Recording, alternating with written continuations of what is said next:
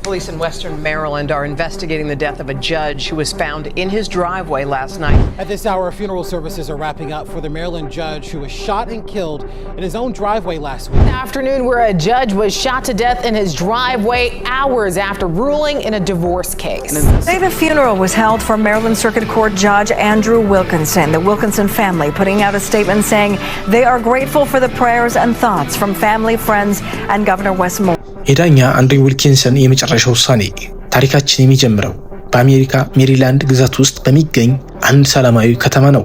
ዳኛ አንድሩ ዊልኪንሰን በከተማ ነዋሪዎች ዘንድ እጅግ የተከበሩ፣ ለቤተሰቦቻቸው ታማኝና በስራቸው ደግሞ ሕግን ያላድለው የሚያስከብሩ ሰው ነበሩ።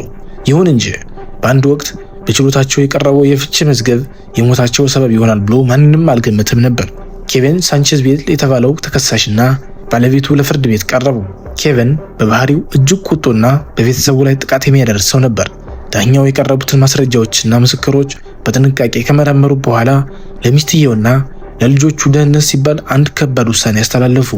ኬቪን ልጆቹን የማሳደግ መብት እንዲያጣና ከቤተሰቡ እንዲርቅ ፈረዱበት።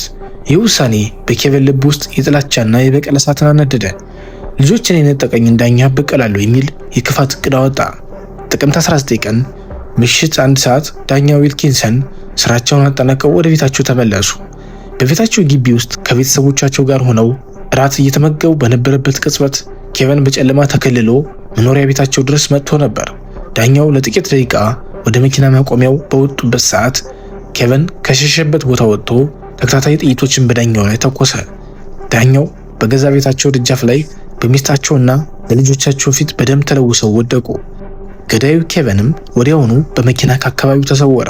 ፖሊስና የሕክምና ባለሙያዎች በፍጥነት ቢደርሱም ዳኛ ዊልኪንሰን ሕይወታቸው አልፏል። ይህ ዜና መላውን አሜሪካን ያስደነገጠ ሲሆን በፍትህ ስርዓቱ ላይ የተሰነዘረ ጥቃት ተደርጎ ተቆጠረ። ፖሊስ ለቀናት ገዳዩን ኬቪንን ሲያሳድድ ሰነበተ። በመጨረሻም ግድያው ከተፈጸመ ከጥቂት ቀናት በኋላ የገዳዩ ኬቪን አስክሬን በአንድ ጫካ ውስጥ ተገኘ። ራሱን አጥፍቶ ነበር። ለቻናላችን አዲስ ከሆናችሁ ሰብስክራይብ በማድረግ ቤተሰብ ሁኑ። በቀጣይ እስክንገናኝ ቸር ሰንብቱ።